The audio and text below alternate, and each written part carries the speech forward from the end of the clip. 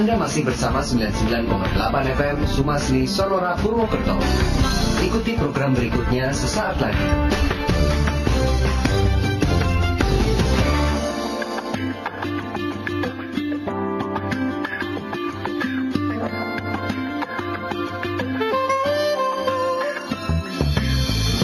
Halo sahabat Sonora, selamat menjelang siang. Salam jumpa kembali untuk Anda sekalian di hari ini ya, hari Selasa tanggal 28 Juni 2022. Semoga kondisi sehat selalu untuk Anda dan tentunya berbahagia.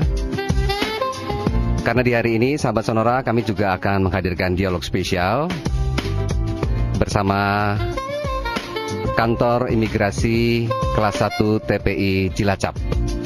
Nah sahabat Sonora, Anda juga berkesempatan untuk bergabung. Mungkin ada pertanyaan seputar keimigrasian atau juga seputar tema kami di hari ini tentang izin tinggal orang asing. Silakan Anda bisa gabung melalui chat WhatsApp kami di 0811 260 9980. Sekali lagi di 0811 260 9980. Kami akan perkenalkan dulu untuk Anda sahabat Sonora narasumber yang sudah hadir di studio Radio Sonora Purwokerto di hari ini. Selamat menjelang siang nih bapak-bapak, sehat-sehat Pak? Selamat siang. Selamat siang. Ya, buat sahabat Sonora, semoga selalu sehat. Sehat selalu. Oke, silakan memperkenalkan diri dulu ke Bapak siapa dulu nih? Pak Frans dulu silakan. Saya perkenalan buat sahabat Sonora, saya Frans Marmata. Saya sebagai Kepala Seksi Lalu Lintas dan Izin Tinggal di Kantor Imigrasi Kelas 1 TPI Cilacap. Lalu Lintas dan izin tinggal. Singkatannya Lalintalkim. Lalintalkim. Nah ini saya baru ilustrasi baru nih. Lalu lintas dan izin tinggal. Oke. Kemudian juga ada Bapak Dinu. Pak Dinu. Ya, Pak Dinu di bagian apa nih Pak? Halo sahabat Sonora, saya Dinu Insan. Dinu Insan, okay. Saya Kepala Subseksi Izin Tinggal Keimigrasian. Oh, izin tinggal keimigrasian. Nah, kalau boleh tahu nih beda tugasnya apa nih? Kan ada lalu lintas dan izin tinggal. Kemudian ini izin tinggal keimigrasian. Apa nih Pak? Apa tugas-tugas kesehariannya nih? Silakan disampaikan Pak Frans. Ya. Mungkin untuk umum aja dulu ya. Jadi kantor imigrasi itu dalam melakukan pelayanan kepada masyarakat, melakukan pelayanan untuk warga negara Indonesia untuk pelayanan paspor. Ya. Nah, untuk warga negara asing untuk kita melakukan pelayanan izin tinggal. Jadi perbedaan tentang lalu lintas dan izin tinggal bagaimana saya dan Pak Dinu, kebetulan Pak Dinu adalah sub dari seksinya saya. Jadi saya itu membawain seksi melakukan pelayanan kepada orang Indonesia untuk pelayanan paspor, dan Pak Dinu dibawa dan izin tinggal untuk orang asing. Kebetulan Pak Dinu di bawah subnya saya. Jadi jadi kantor imigrasi selain melakukan pelayanan kepada WNI untuk pelayanan paspor, WNA melakukan izin tinggal, kemudian 3 melakukan pengawasan orang asing. Dan keempat juga mungkin untuk di pelabuhan kita di Cilacap punya pelabuhan TPI Tanjung Intan ya, untuk proses kapal-kapal atau alat angkut yang masuk dari luar negeri dan akan berangkat juga dari Indonesia ke luar negeri. Itu masuk dalam tugasnya di dalam tugas foksinya. Berarti cukup ini Pak ya, cukup luas juga ya Pak ya. Lingkup tugasnya maksudnya beberapa hal ini tadi ya, mulai dari paspor, izin tinggal, terus tadi harus mengawasi orang asing gitu ya. Jadi itu beberapa fungsi imigrasi. Dan untuk kantor imigrasi Kelas 1 TPI Cilacap kita meliputin 5 kabupaten ya. Kabupaten Cilacap, Kabupaten Banyumas, Kabupaten Kebumen, Kabupaten Purbalingga, dan Kabupaten Banjarnegara. Jadi ini wilayah kerja kita dalam melakukan tugas fungsi yang tadi. Wilayah kerjanya sampai jadi kalau ada orang asing di Kebumen, di Purbalingga itu termasuk tugasnya pengawasannya dari kantor imigrasi Cilacap ini ya. Benar sekali. Loh, berarti gimana? Apakah ada posnya di sana atau memang pengawasannya? Ini saya kalau mau ngomong mengawasi jangan-jangan kayak diperhatikan gitu loh. Atau gimana sih? Kan kayak misalkan nih di ini sebelum ke tema ini kayak di kabupaten sebelah di Purbalingga misalkan juga cukup banyak ini ya tenaga kerja dari luar gitu. Nah, itu gimana maksudnya? Pengawasannya seperti apa? Ya mungkin untuk pengawasan itu di luar ini ya konteks yang ini. Kita pengawasan itu kan ada pengawasan administratif dan juga ada pengawasan lapangan ya. Ya kan, dari kedatangannya, keberangkatannya, tujuan dan keberadaan dia. Jadi akan ada tugas-tugas juga yang melakukan pengawasan secara di lapangan, secara terbuka ataupun tertutup terhadap keberadaan orang asing yang berada di wilayah kerja kita gitu kan. Jika mungkin ditemukan pelanggaran, dilakukan pembinaan, mungkin dilakukan tindakan keimigrasian. Oke, ya. Baiklah, kita masuk ke tema nih ya, mumpung kita bahas tentang orang asing nih. Yang definisi sendiri nih tentang orang asing, definisinya sebenarnya yang seperti apa sih, Pak Dino atau Pak Pran? Definisi orang asing ya, menurut imigrasi ya, secara simpelnya ya Pak, orang asing itu bukan orang Indonesia. Pokoknya jadi, bukan orang Indonesia. Setiap orang asing yang dia bukan warga negara Indonesia itu ya kita anggap sebagai orang asing. Jadi kan kemarin kan sempat ada inilah ya, seorang anak yang dilahirkan orang tuanya orang asing gitu, tapi dia lahir di Indonesia, kemudian mau ikut menjadi aparat negara kan, atau orang Indonesia. Itu dia kan, nah itu termasuknya kalau lahirnya di Indonesia gitu, termasuknya orang asing apa orang Indonesia ini berarti ini? Jadi kalau dari perkawinan campuran itu ada yang kita kategorikan sebagai anak berkewarganegaraan ganda terbatas. Jadi setiap anak yang lahir dari perkawinan campuran Indonesia dan asing, entah bapak Indonesia atau ibunya Indonesia, itu memiliki kesempatan untuk memiliki 2 paspor menurut hukum Indonesia ya. Menurut hukum Indonesia memiliki kesempatan untuk memiliki 2 paspor sampai dengan usia 18 tahun. Sampai usia 18 tahun. Ya, nanti di usia 18 tahun diberikan kesempatan sampai umur 21 tahun untuk memilih mau jadi warga negara Indonesia atau warga negara asing. Itu yang kita sebut menjadi anak berkewarganegaraan ganda terbatas. Jadi terbatasnya itu artinya dia harus milih di usia itu ya. Kalau tidak milih menurut hukum Indonesia kita anggap menjadi warga negara asing. Karena dia nggak ada kemauan untuk mengurus gitu ya. Kayaknya gitu. Karena tidak menyatakan memilih untuk bergabung ke Indonesia, jadi kita anggap dia warga negara asing. Ya, karena pemberitaan beberapa waktu lalu kan yang mau daftar TNI itu kan ya sempat terjadi ini nih. Kemudian ketahuan nih warga negara karena belum ngurus atau gimana lagi. Nah itu ternyata ada dasar hukumnya ya. Nah, ini yang perlu diketahui masyarakat nih. Ya mungkin menambahkan saja ya, mungkin orang kita perkembangan hukumnya kan terjadi ya kan. Jadi sejak terbitnya Undang-Undang Nomor 12 tahun 2006 tentang kewarganegaraan ada terjadi perubahan yang berbeda dengan sebelumnya. Dulu kita menganut azas bahwa anak dari seorang lelaki Indonesia itu baru Indonesia. Tapi 2006 memfasilitasi bahwa anak dari seorang perkawinan campur, dari seorang ibu ataupun seorang ayah, salah satunya warga WNI, itu Indonesia. Tapi dengan sebenarnya masalah 2 kewarganegaraan ini di beberapa negara banyak sudah menganut azas-azas 2 warga negara dan bahkan lebih warga negara ya, mungkin bagi Indonesia ya. Tapi kita masih menganut terbatas ya kan. Terbatas ya, itu yang pentingnya. Jadi sebenarnya ya anak perkawinan campur dari bapaknya Indonesia, bahkan ada simpelnya begini. Ada seorang misalnya anak ya misalnya ada hasil perkawinan campur antara orang asing bapak dan ibunya Indonesia.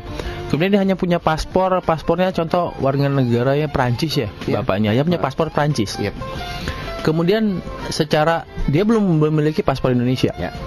Tetapi di dalam paspor Prancis itu dia hanya mempunyai paspor Prancis. Kemudian dia datang ke kantor imigrasi mengurus yang namanya pendaftaran anak berkewarganegaraan ganda.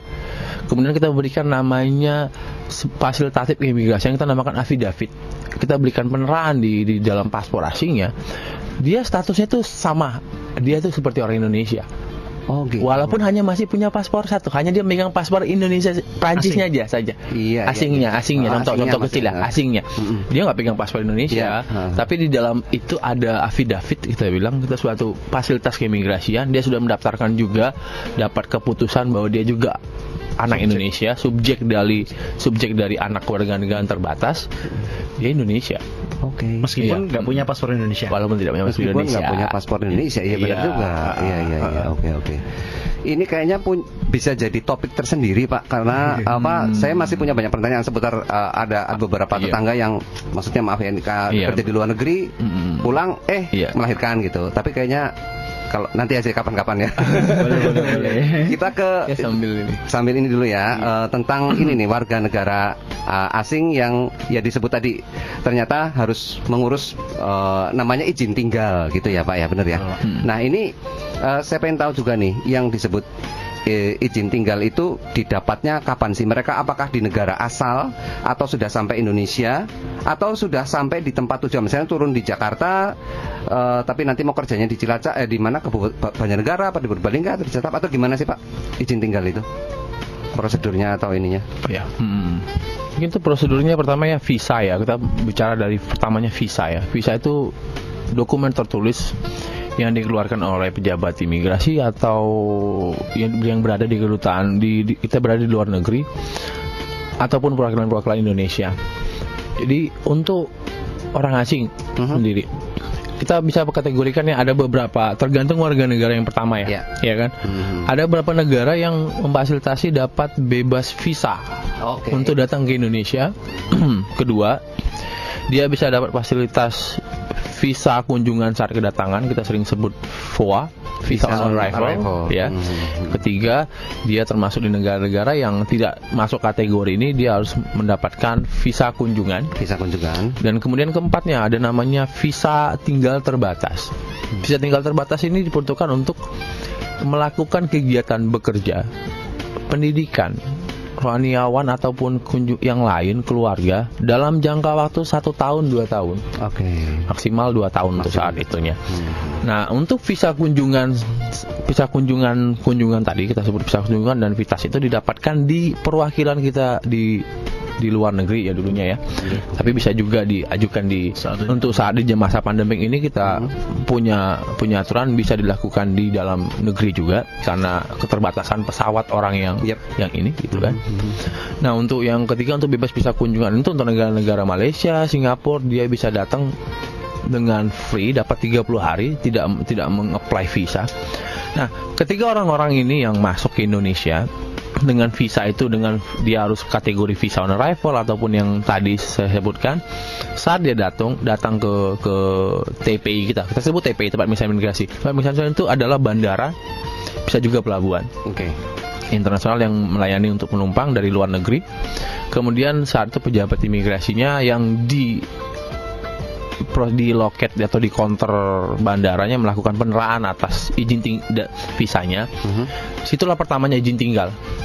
Situlah pertama izin tinggal. Jadi kalau untuk yang yang bebas visa dikasih cap 30 hari. Nanti kalau untuk visa kunjungan akan ditempelkan sebuah stiker, dia bisa kunjungan selama 30 hari atau 60 hari.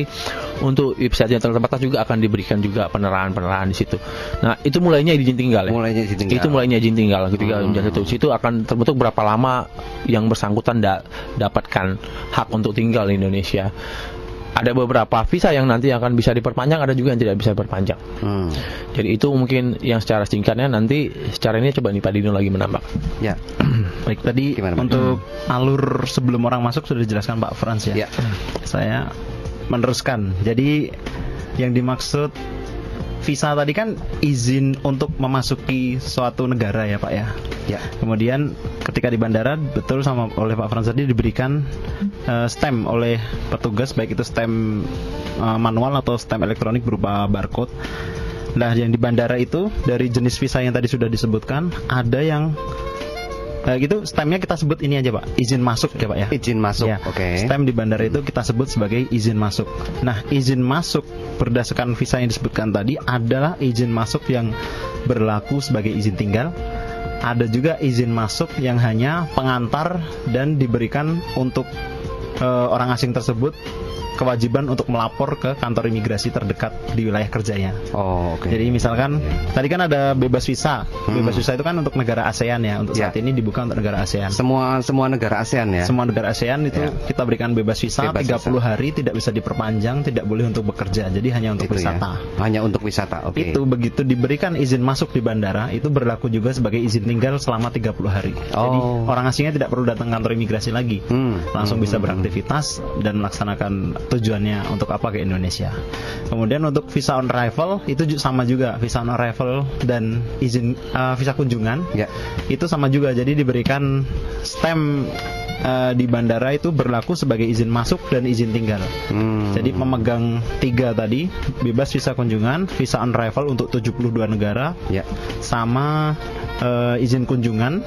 Jadi pemegang visa kunjungan itu tidak perlu datang kantor imigrasi. Begitu dapat stamp di bandara, dia langsung bisa beraktivitas. Nah, kalau pemegang visa izin tinggal terbatas yang kita sebut sebagai ITAS ya, itu terbatas. Di bandara biasanya hanya diberikan izin masuk saja. Jadi izin masuk itu berlaku hanya 30 hari. Terus Nanti di bawahnya ada tulisan tuh biasanya, Anda harus segera melapor ke kantor imigrasi terdekat di tempat tinggal Anda. Jadi untuk visa ITAS itu tadi orang harus melapor ke kita untuk mendapatkan izin tinggal. Nanti izin tinggalnya diurus di kantor. Izin tinggalnya diurus di kantor. Betul. Oke. Nah ini kan kalau yang ini sorry ya, saya tanyanya karena menjumpai beberapa hal, membaca beberapa hal juga nih.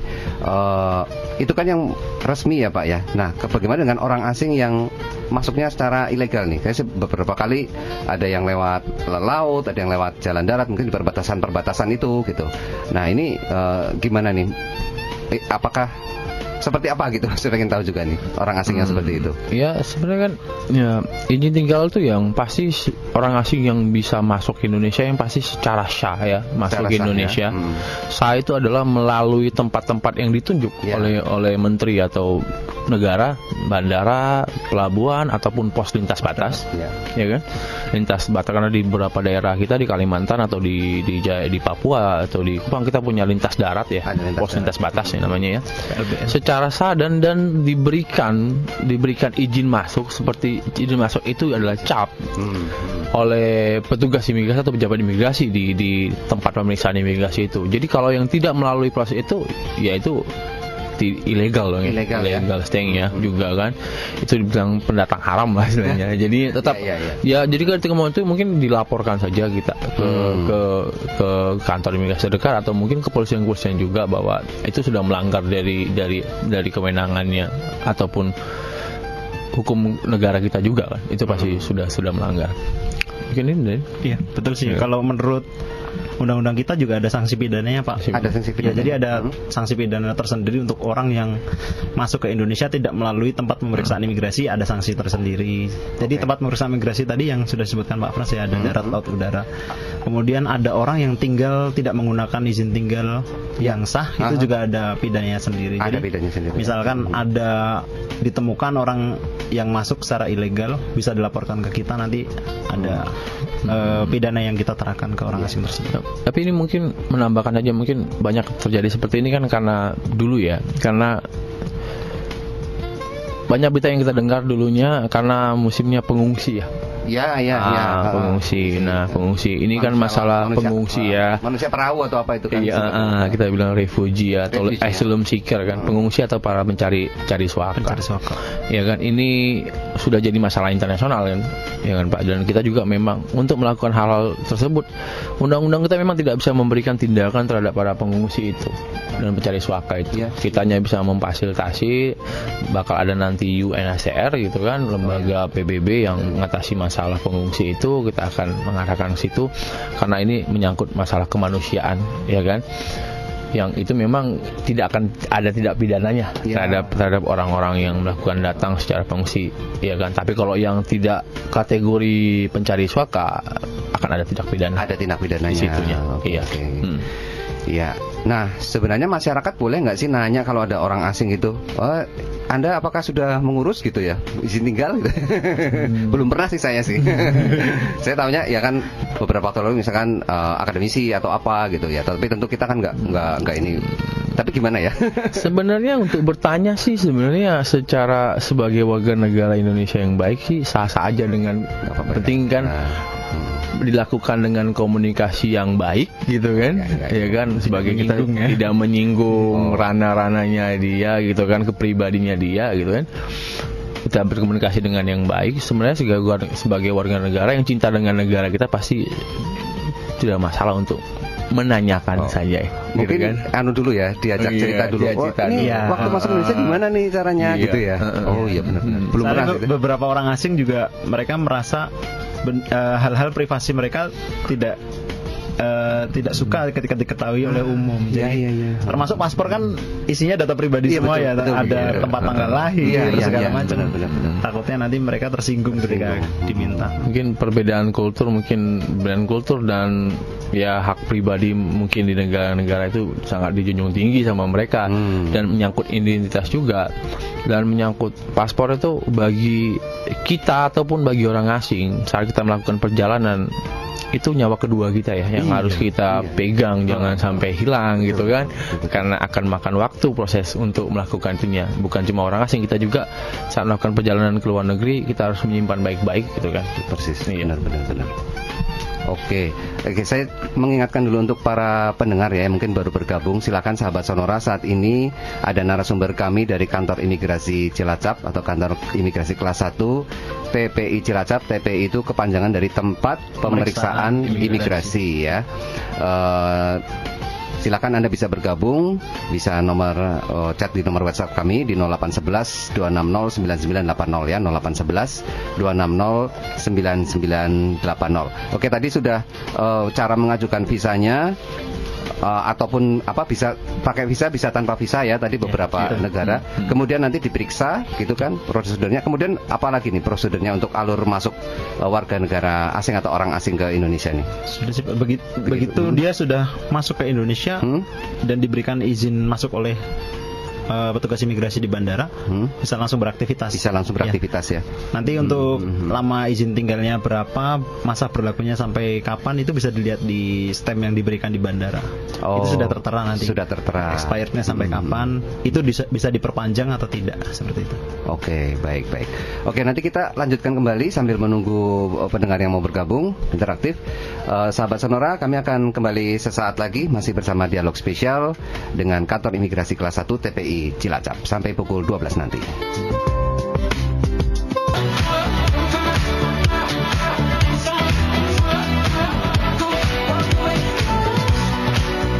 Ya, sahabat Sonora, dari Dua Lipa dengan Don't Start Now membawa kita ke pukul 11:38 waktu Indonesia Barat. FM Purwokerto, a part of Kompas Gramedia Radio Network. Masih di Dialog Radio spesial bersama kantor imigrasi Cilacap atau kantor imigrasi kelas 1 TPI, tempat pemeriksaan imigrasi Cilacap. Bersama narasumber kami yang sudah ada di studio Sonora, ada Pak Frans dan juga Pak Dinu. Ya, kita lanjut lagi Pak ngobrolnya, dialognya, dan juga mungkin sekalian membuka kesempatan untuk pendengar bertanya gitu ya, tentang seputar izin tinggal orang asing. Beberapa waktu lalu juga sempat berkembang isu ini, naturalisasi pemain olahraga ya. Kemudian juga ada seorang yang mau dijadikan menteri gitu, tapi nggak jadi karena ternyata dia. Nah, itu bagaimana Pak? Itu apa ya maksudnya? Yang pertama dulu deh, yang naturalisasi dulu. Ini kan mungkin orang asing yang gimana nih mau dijadikan orang Indonesia gitu. Untuk naturalisasi itu adalah proses dari warga negara asing menuju warga negara Indonesia ya. Ya kan?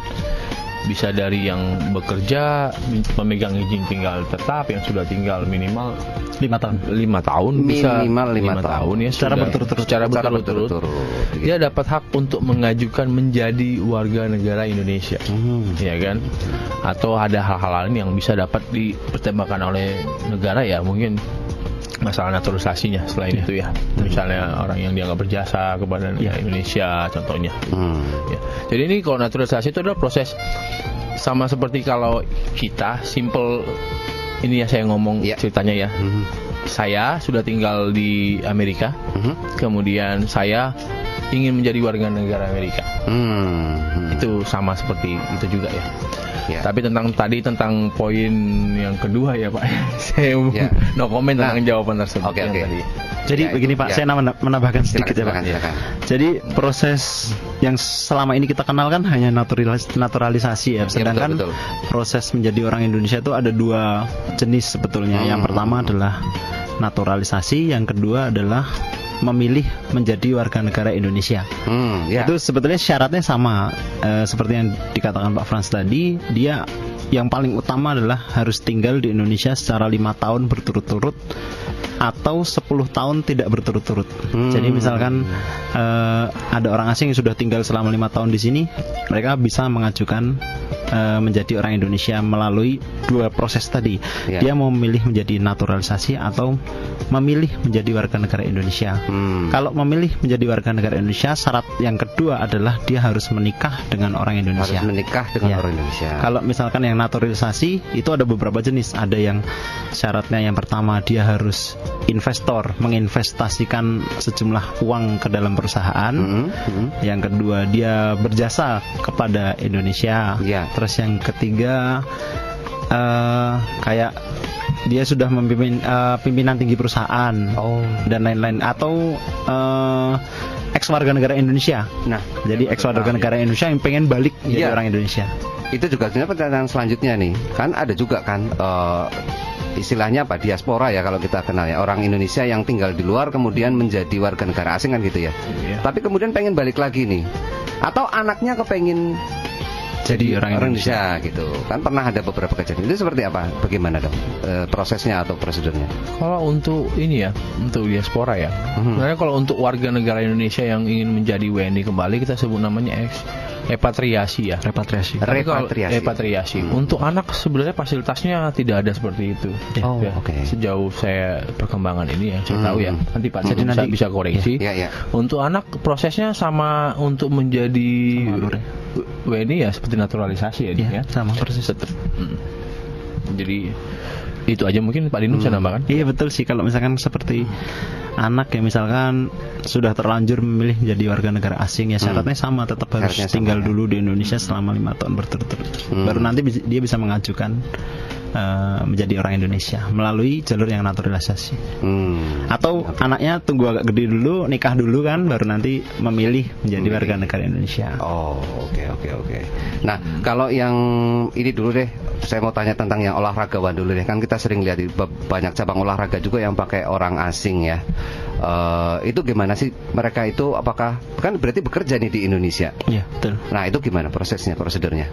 Untuk bekerja, untuk orang asing yang bekerja kan dia harus menggunakan izin tinggal terbatas ya. Izin tinggal terbatas.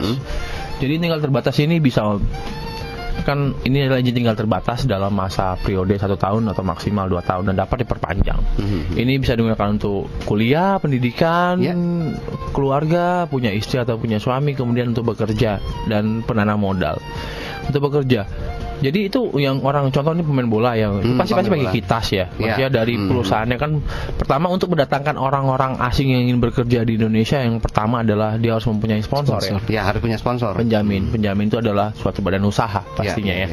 Karena untuk bekerja ya kan pasti harus badan usaha, suatu PT gitu kan. Nah itu jadi pihak penjaminnya pasti dari pihak klub bolanya mengajukan visa ke Direktorat Jenderal Imigrasi atau ke kedutaan, sekarang ke Direktorat Jenderal Imigrasi, dengan mengurus proses-prosesnya untuk bekerja. Pasti ada namanya, bukan cuma ke imigrasi saja ya, ada namanya RPTKA atau namanya IMTA yang dikeluarkan oleh Dinas Tenaga Kerja. Dari Dinas Tenaga Kerja. Iya. Nah, ketika itu sudah terurus nama rencana penggunaan tenaga kerja asing, IMTA izin menggunakan tenaga asing, dan nama DPKK dan penggunaan kompensasi untuk itu sebesar $100 per bulan. Ya, orang asing bekerja di Indonesia itu dapat, dia memberikan kompensasi ya, DPKK ya. Sekitar $100 per bulan ke negara gitu ya.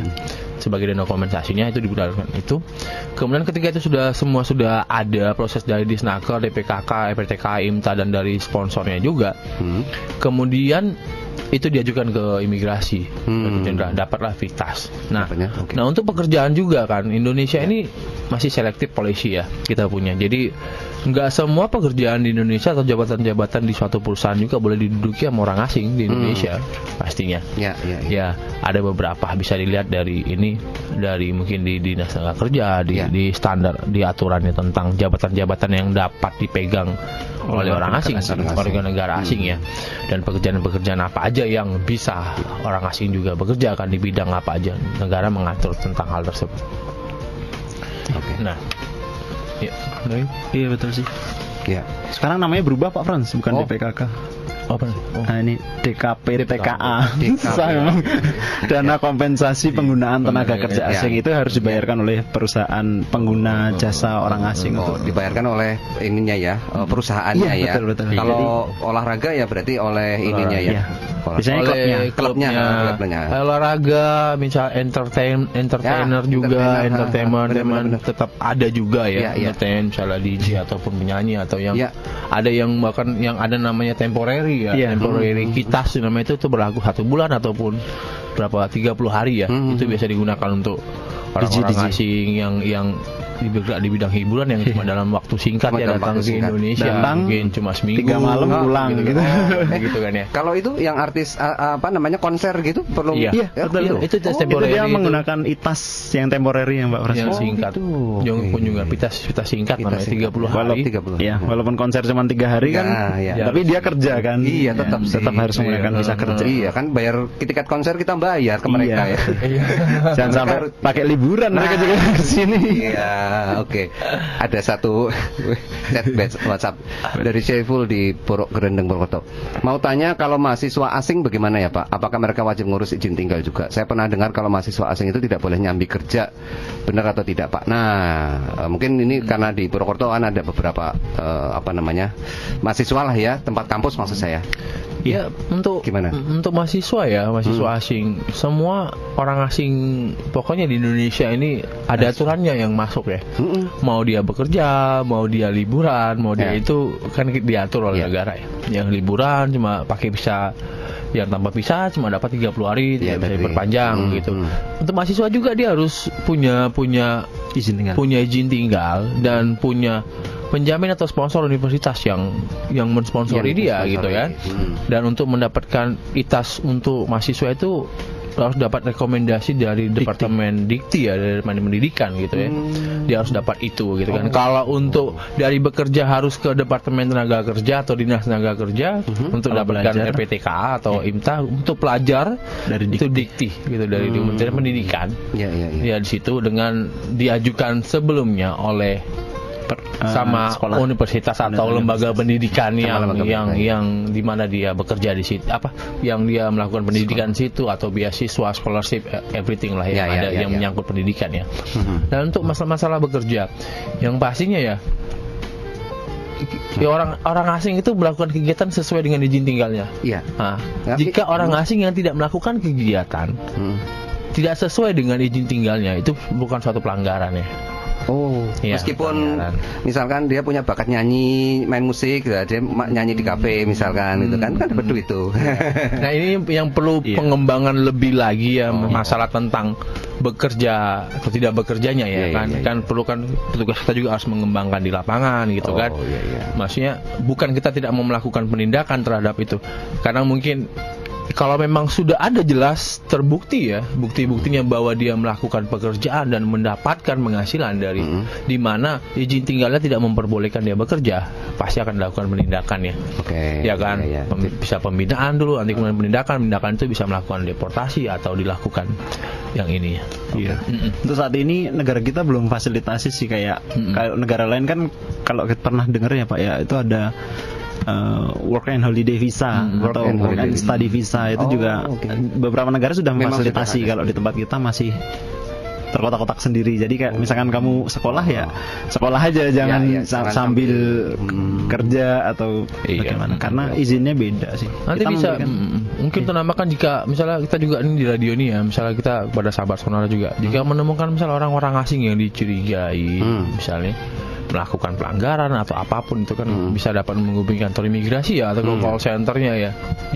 Ya dapat itu untuk mencari informasi gitu ya, atau menanyakan atau menginformasikan ke kita juga jika ini begini ya, melakukan pelanggaran atau apa gitu kan.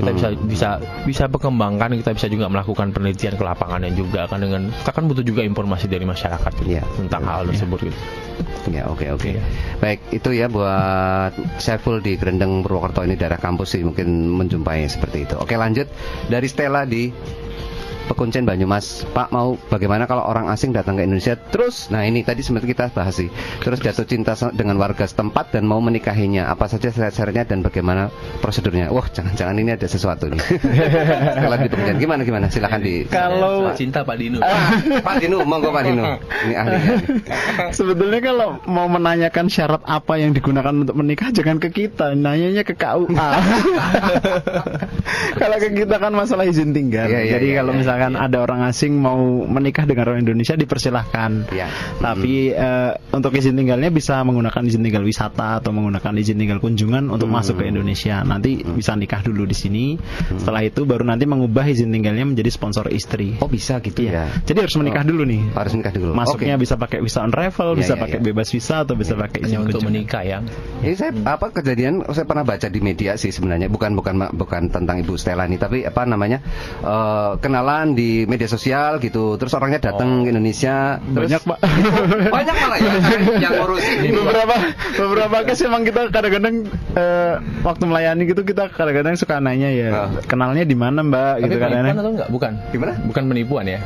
Benar ya, benar. Enggak, kalau di sini memang seperti itu ya. Ada beberapa yang saya cuman kenalan di Facebook loh Pak. Pas datang ke sini tahu-tahu udah ngelamar minta nikah. Nah, iya cepet kan? banget. Nah, terus gini, ini maaf nih, karena saya kan lihat di YouTube gitu kan, ada juga yang terus bikin channel YouTube gitu ya, nikah sama bule gitu atau itu kan sebenarnya gimana ya? Saya nggak ngerti. Jadi begini, gimana? Kalau misalkan orang asing yang menikah dengan orang Indonesia, di undang-undang kita dijelaskan bahwa dia bisa bekerja untuk menghidupi keluarganya. Dia bisa bekerja untuk menghidupi keluarganya. Oke. Dengan case bekerjanya bukan bekerja secara benar-benar bekerja menduduki jabatan di perusahaan atau gimana ya. Kalau misalkan dia bekerja di perusahaan, itu izinnya harus dialihkan ke izin bekerja. Izin bekerja kalau di perusahaan. Ya, betul. Kalau misalkan izinnya kerjanya hanya bantuin istri jual gorengan di depan rumah, itu boleh. Itu boleh. Karena itu masuk ke dalam ranah dia memberikan penghidupan kepada keluarga. Penghidupan kepada keluarga. Jadi YouTuber gitu masih sepertinya masih oke lah ya. Jualan online gitu kan. Karena banyak di sini memang yang menikah sama orang Indonesia, terus kerjamu apa sih sebetulnya di sini? Saya ini Pak jualan online di marketplace. Gitu Mbak atau Ibu Stella di Pekuncen Banyumas, kalau syarat nikah tanyanya ke KUA, izin tinggal suaminya. Nah, ini nanyanya ke kantor imigrasi. Mungkin bisa nambahin ya, mungkin berdasarkan pengalaman tentang menikah itu ya. Yang pastinya memang syarat-syaratnya kan bisa ditanyakan ke Kementerian Agama ya, KUA. Kalau yang Muslim atau yang agama lainnya juga bisa. Pasti ada bakal syarat-syarat bahwa untuk menikah itu bahwa harus ada nanti dari surat dari pihak kedutaannya ya Pak. Kedutaannya. Surat dari kedutaan. Iya, bahwa menyatakan bahwa ini statusnya kan, apa? Statusnya di situ dia apa? Kan ini salah satu bentuk mungkin dalam istilahnya itu penyelidikan perkawinan ya, dari mungkin dari Kementerian Agama atau perkawinan ya. Jangan kita juga menikah dengan karena istri suami orang atau istri orang. Ini penting juga ya, maksudnya. Karena kenapa pentingnya ini perlu sangat mungkin saya menyarankan ya, pentingnya surat tersebut ya. Karena ada yang menikah yang tanpa meminta surat tersebut ya, Din ya. Misalnya langsung nikah aja, maaf ya, kemudian tanpa ada itu ya. Arab Saudi boleh Pak. Tapi ini penting banget karena ini menyangkut nanti ketika kita menikah dengan orang asing, seorang contoh wanita Indonesia menikah dengan seorang lelaki warga negara asing. Kita akan butuh pengakuan juga bahwa si pihak kedutaannya adalah perwakilan negaranya di Indonesia, mengetahui bahwa negaranya menikah dengan warga negara Indonesia. Karena bakal ada nanti hak-hak ketika lahirnya anak itu dia. Butuh pengakuan dong ya dari warga negara, jangan nanti kamu nggak pernah lapor ya, itu saya nggak warga negara. Kita kan nggak tahu what happen ya, misalnya lakinya gimana, ada hak-hak yang lain gitu kan, bahkan misalnya ada timbul hak-hak hukum nanti ketika ketika jadinya pernikahan kan akan ada timbul hak-hak hukum ya, misalnya kan. Ketika bercerai bagaimana, ketika nantinya yang bersangkutan meninggalkan dunia, meninggalkan punya warisan atau apa kan ada itu. Nah, itu penting. Dan di situ juga kita mungkin kan mengetahui secara umum ya, misalnya secara pasti kita menikah dengan with the right person juga jadinya tentang dianya, statusnya. Jadi koordinasilah ke perwakilan negara siapapun yang mau kita nikahi. Minta syaratnya, minta izinnya juga, minta itunya ininya. Ya, biar untuk nanti kelegalan kasus apa untuk hak hukum yang akan timbul dari suatu perkawinan itu. Nah, kedua mungkin dulunya masih sering ditemuin ya. Yang penting banget juga mungkin kebetulan buat sahabat Sonora ya. Kasus scam penipuan juga ya. Kadang masih ditemui dan kadang masih ditemukan juga yang mengaku-ngaku kadang dari mana. Ya. Ketemu nanti saya mau ke Indonesia, saya ditahan di bandara gitu ya. Betul. Butuh 20 juta, 10 juta segala macam ya. Mungkin harus waspada tentang hal tersebut ya. Gitu kan. Saya bawa duit 100 juta, 200 juta ditahan, tapi saya butuh 10 juta untuk ditebus segala macam ya kan. Saya sedang ditahan di sini itu modus ya. Ya harap jangan betul-betul mengetahui, berhati-hati dan selektif, memastiin lah ya kan. Jadi kalau datang ke Indonesia jatuh cinta kemudian mau menikah ya nggak ada masalah. Yang penting lihat orangnya langsung gitu Pak ya. Iya. Secara agamanya kita apa, Muslim atau non Muslim kan pasti ada tatanan, ada beberapa administratif untuk kita menikah. Tolong itu dilaksanain. Dia pakai visa wisata, visa apa aja untuk menikah tidak ada masalah, tidak ada pelanggaran di situ. Kemudian untuk dia nantinya ingin tinggal lebih lama di Indonesia, lebih lama ya, kita pakai kitas ya namanya, contohnya untuk pertama kali pasti kitas. Silakan nanti dia keluar dulu kalau dia pakai wisata atau nanti diajuin dengan itas dengan sponsor istri atau suami. Bukan cuma istri juga ya. Bisa. Iya, bisa suami gitu kan. Diajuin dengan bukti surat nikah tersebut sudah ada. Catatan pernikahannya juga, dari catatan sipil juga ini harus ada. Nanti mengajukan visa baru. Harus untuk catatan sipil juga. Nah, situ ada kitas. Nanti akan bisa minta kitas untuk bersatu dengan keluarga gitu ya. Apa dengan suami dan istri. Karena untuk keluarga juga ada ya. Untuk anak Indonesia, kalau anaknya kadang ada bapaknya, anaknya orang tuanya Indonesia, anaknya asing. Itu mungkin karena terjadi prosesnya dulu apa gitu ya. Mungkin bekerja di luar negeri kemudian ini.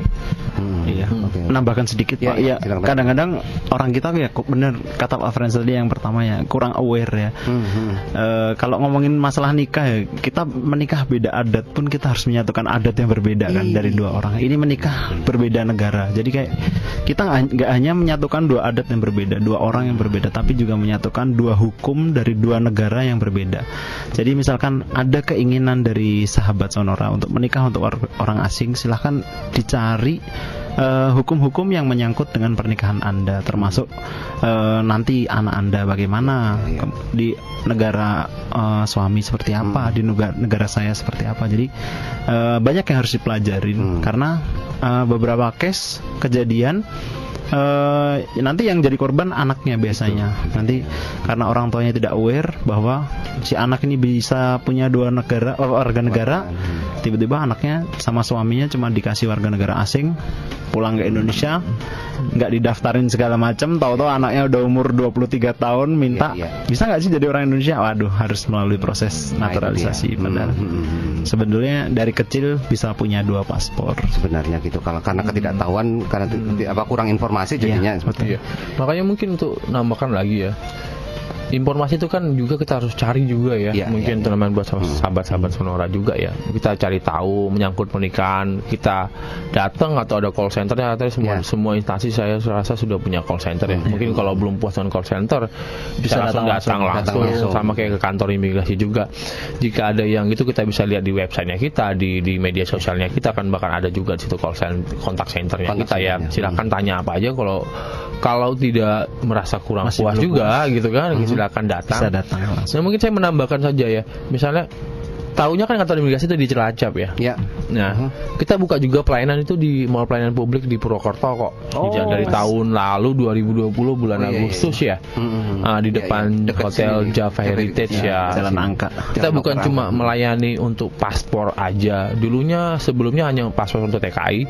Sejak tahun 2020 Agustus, September atau Agustus kita melayani untuk umum dan juga kita melayani untuk orang asing juga. Cukup datang ke Mall Pelayanan Publik ya. Mall itu aja gitu kan. Kita juga buka layanan di situ bukan cuma untuk paspor tapi untuk orang asing izin tinggal, izin tinggal ya di situ. Jadi ngapain perlu jauh-jauh juga kita ke Cilacap kan? Kita bisa masukkan permohonan di situ. Masukin permohonan di situ, nanti ngambil kalau udah selesai ngambilnya di sini. Ngambilnya di sini juga. Mungkin bertanya juga, silakan tanyakan di situ juga gitu kan. Kata orang kan ya, izin kalau nggak izin bertanya saat di jalan. Ya. Jangan sampai saat di jalan. Itu dia. Dapat informasi yang salah. Iya. Oke. Ini sebenarnya ada pertanyaan lagi nih, tapi waktu kita sedikit ya, nggak apa-apa deh kita sapa. Tapi mungkin tadi sempat dibahas nih dari Anwar di Purbalingga. Ini Purbalingga kan sentranya pabrik-pabrik gitu ya, banyak industri dan mungkin banyak orang asingnya juga nih. Tanya nih, bagaimana dengan tenaga kerja asing yang datang dan bekerja di Indonesia? Apakah mereka sudah pasti mengurus izin tinggal sesuai aturan? Kalau untuk tenaga kerja asing, kalau untuk tenaga kerja asing sebetulnya dari perusahaan biasanya sudah tahu lah. Kan untuk izin apa saja yang diurusi, untuk izin tinggalnya nanti seperti apa, terus nanti biasanya mereka juga sudah tahu untuk ke kantor imigrasinya kapan gitu, sudah diurus sama perusahaan semua. Apalagi kalau perusahaan biasanya kan diawasi dinas tenaga kerja nih. Iya betul. Jadi pasti kan lihat nih, izin kerjanya diawasi oleh Disnaker, nanti izin tinggalnya kita yang mengawasi. Oke, gitu untuk Anwar di Purbalingga. Kita sudah sampai di penghujung acara. Namun kalau ada pertanyaan yang kurang jelas atau pengen tahu lebih banyak tentang kantor imigrasi Cilacap itu bagaimana caranya? Datang. Kalau mungkin yang suka sudah ke Cilacap atau ngurus paspor kan tahu ya, sebelum masuk Cilacap itu ada sebelah kiri jalan. Betul. Silakan di ini tuh Pak. Baik, untuk sahabat Sonora yang misalkan masih belum puas dengan talk show pada siang hari ini dan masih banyak pertanyaan, bisa disampaikan langsung ke call center kita. Kita ada 2 call center untuk melayani warga negara Indonesia dan khusus orang asing. Untuk warga negara Indonesia ada di 0812 1700 0900. Jadi saya ulangi lagi 0812 1700 17900 gitu gampangnya. 17900. 0812 17900. Kalau untuk pelayanan yang izin tinggal khusus orang asing kita ada di 0812 3877 0812. Jadi pengulangan 0812 tinggal ingat 3877 di tengahnya. Ini untuk izin tinggal ya. Iya, itu untuk izin tinggal orang asing. Oke ya. Kemudian sosial media, segala sesuatunya ada punya YouTube, TikTok, Facebook. Iya betul, kita ada semua sebenarnya. Untuk informasi selalu kita share melalui Instagram kami Imigrasi Cilacap, bisa di searching. Iya, Imigrasi Cilacap ya. Untuk Facebook kita juga ada Imigrasi Kantor Imigrasi kelas 1 Cilacap gitu tulisan kalau Facebook. Twitter kita juga ada. Untuk TikTok juga ada kalau misalkan sahabat Sonora pengen tahu yang masalah pejabat imigrasi ngasih informasi sambil santai-santai selesai jam kerja kan. Oke ya. Silakan di-searching aja sosial medianya Imigrasi Cilacap ini sudah sangat mudah aksesnya, jadi nggak ada alasan lagi susah caranya ini gini segala macam ya. Bisa langsung tanya DM ya lewat direct message dan lain-lain. Searching di Google Imigrasi Cilacap pasti keluar. Oke. Closing statement mungkin ada yang disampaikan Pak Frans, Pak Dino? Mungkin closing statement ya. Ini jadi untuk izin tinggal ya. Jadi kita tahunya dulu kan kemarin zaman pandemi kita sudah mulai proses menuju ini ya, bahwa bordernya kita sudah buka. Jadi jika punya teman atau punya kolega atau apa sudah bisa melihat, sudah bisa masuk Indonesia atau kita juga bisa berpergian ya. Tinggal dibaca-baca lagi di negara apa mau masuk ke Indonesia, mau bisa kunjung, kita sudah bisa membuka datang masuknya orang warga negara asing ke Indonesia ya di beberapa titik-titik kita juga kan, contohnya di bandara-bandara besar juga. Terus yang kedua juga ya untuk masyarakat Purwokerto ya, untuk jika menyangkut pelayanan orang asing atau izin tinggal bisa datang ke MPP Purwokerto. Iya, atau mungkin nanti jika ingin mengadukan atau mencari informasi tentang orang asing juga bisa juga langsung ke petugas kita juga di sana. Kita buka pintu juga untuk mengadakan ini ya, untuk mengadukan atau melaporkan apa ya.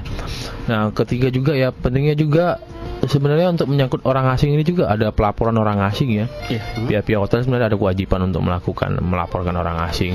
Terus keempat juga ya untuk paspor lagi yang menambahkan juga paspor juga bisa untuk di MP Purwokerto. Mungkin iya. Jadi untuk izin tinggal pastikan kembali saja jika kita punya saudara, teman atau apa, kita pastikan kembali izin tinggalnya dengan mencari informasi di kantor imigrasi, ya kan, di kontak center tadi yang disebutkan nama Pak Dinu agar jelas gitu kan, atau ada punya temen dari luar negeri juga mau datang, dipastikan dulu ke kontak center kita apa aja yang dibutuhkan, biar jangan jadi terjadi kegagalan di situ ya. Kadang maunya tinggalnya 2 bulan dapatnya yang free visa gitu, misalkan 30 hari aja free visa, dia bilang negara Brunei tapi dapatkan free visa di bandara, kan nggak bisa diperpanjang, padahal dia mau tinggalnya 2 bulan ya kan. Jadi dicari tahu dulu lagi lah, nanya kita siapkan gitu. Kita sudah sedekat jempol Anda kok. Iya. Kita sudah sedekat jempol Anda kok. Langsung tambahin lagi. Silakan Pak Dino. Kalau dari kami tadi menambahkan dari Pak Frans, jangan takut bertanya kepada kami. Sebisa mungkin ada pertanyaan masuk pasti kita jawab kok. Jadi monggo menghubungi 0812-387-0812 bisa menanyakan apapun mengenai izin tinggal keimigrasian. Sama ini untuk orang asing yang datang ke Indonesia, sebetulnya untuk mendatangkan orang asing ke Indonesia tidak susah. Jadi yang penting Anda tahu prosedurnya seperti apa, syarat apa yang harus disiapkan, menggunakan visa atau tidak menggunakan visa, itu semuanya beres.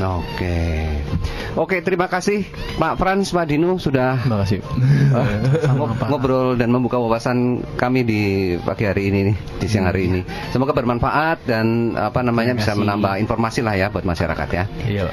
Oke, sahabat Sonora, terima kasih juga untuk kebersamaan Anda yang sudah bergabung ataupun Anda yang mendengarkan acara ini dari pukul 11 tadi. Saya Gary pamit undur diri, selamat siang dan sampai jumpa.